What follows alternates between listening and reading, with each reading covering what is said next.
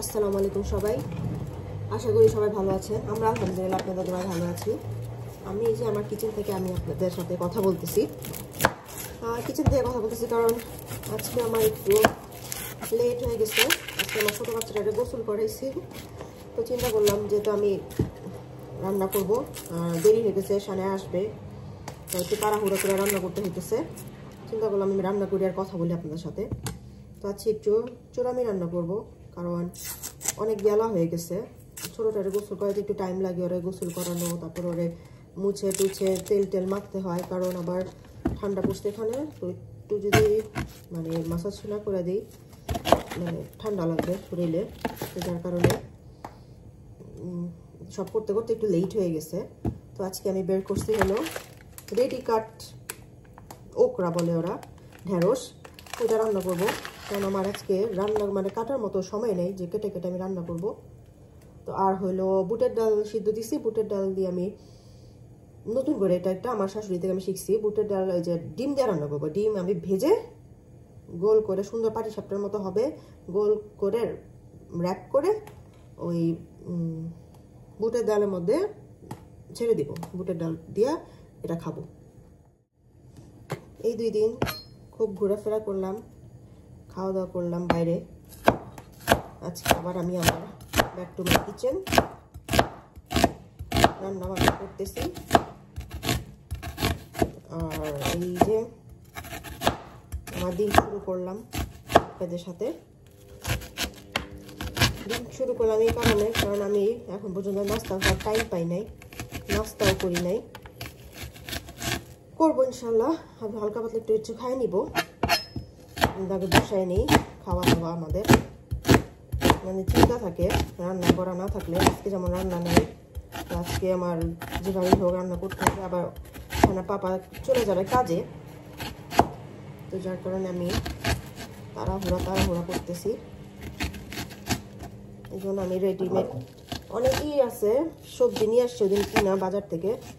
এটা মাঝে মাঝে যখন ইমার্জেন্সি রেডি মানে কি থাকে, আমার টাইম না থাকে, দেরি হয়ে যায়, তখন আবার এই যে ইমার্জেন্সির জন্য একটা রাখছি, যেন যখন লাগে আমি কাজ চালাতে পারি। এই আমি ডালটা সিদ্ধ দিছি চুলাতে। আর হইলো চোখে ধরছে, এই পেঁয়াজটা মিষ্টি কেন যে চোখে লাগে তাও বুঝি না। ডাল আর রান্না করতেছি না, ডাল একটু রয়েছে। আর হলো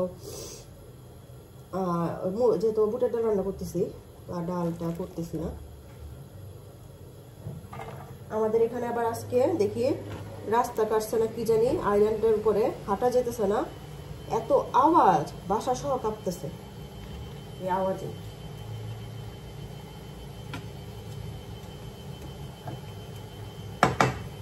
সামনে আসার টাইম হয়ে গেছে, আমি যে তাড়াহুড়া করে, ওর চিকেন রান্না করা আছে, যে সামনে পাপা চলে যাবে, আমি আর রান্না করতে পারবো না, এই জন্য তাড়াহুড়া করে বসাইতেছি।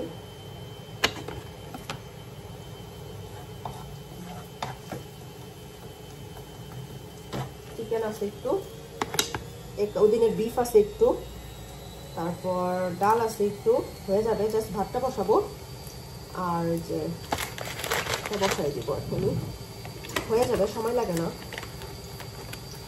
কাট করা পুরাই একদম রেডি। এই যে ওয়াশিং মেশিন ছাড়ছি, আওয়াজ হইতেছে অনেক, এই কারণে। যেটা বললাম বুটের ডাল দিয়ে ডিমটা ভাজা হয়ে গেছে, বুটের ডাল দিয়ে এই ডিম ভাজা শেষ। প্রথমে গোল করে পাটি সাপটার মতো করছিলাম, করে তারপর টুকরা টুকরা করছি ডিমটাকে।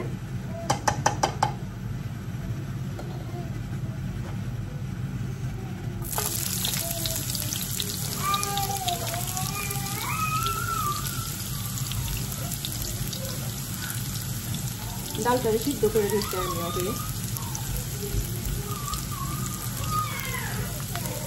খানা পাপা খাইতে চলে যাবে কাজে, তারপর আমি আবার তাড়াহুড়া করে খানাটা খাওয়াইয়া আর দিতে যাবো।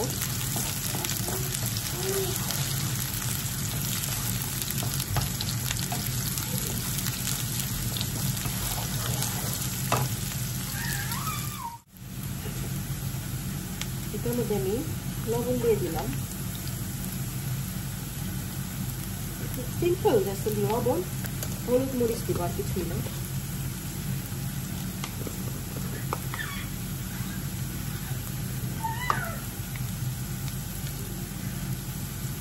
আমি মনে আগে রান্না করি না, এটা আমার শাশুড়ি থেকে শেখা, মনে প্রথম রান্না করতেছি এটা।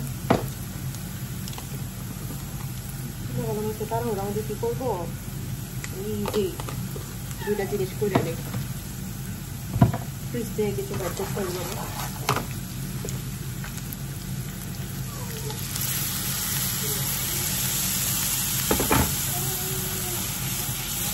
লাল একটু মরিচ একটু বেশি দিচ্ছি, সেটা মরিচ বেশি খাই, ঝাল ঝালটা হচ্ছে লাল হয়েছে হবে। একটু মশলাটা কষলে আমি বুটের ডালগুলো দিয়ে দিব।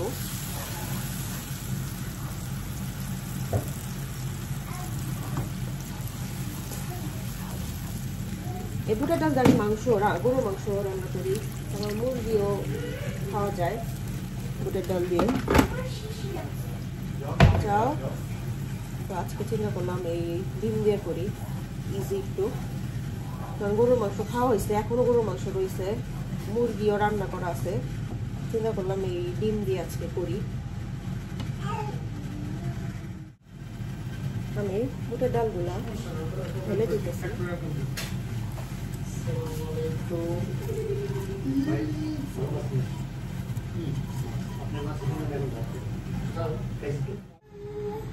আমি যে বুটের ডাল দিয়ে বসাই দিছি, লাস্টে বুটের ডালটা একটু গলবে, যদিও আমি সিদ্ধ করে নিছি, একটু গললে তারপর আমি এই ডিমগুলা এটা আমাকে দিয়ে দিব।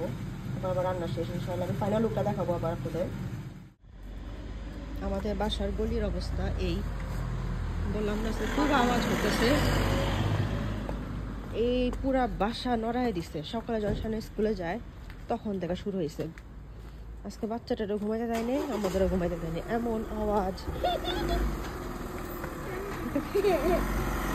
এই কি করতে আমাদের এখনো শেষ হয় নাই, কাজ রেখে দিছে।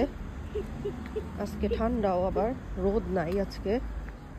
আমি আবার কাপড় দিছি, জানি না কি অবস্থা, কই শুকা দিব। এমনও ঘরেই দিতে হইতো, তারপর একটু রোদটা পাইলে একটু ব্যবসা গন্ধটা থাকে না, পুরাটাই ঘরেই দিতে হবে। মানে আমি কিছু সময়ের জন্য রোদে দিয়া তারপর ঘরে নিয়ে গেলে ঠিক থাকে। এখন আবার দিয়ে আসবো, দিয়ে আর দিতে বাসায় যাবো, কিছু কাজ আছে সারবো, তারপর আবার সানাইকে নিতে আসবো ইনশাআল্লাহ।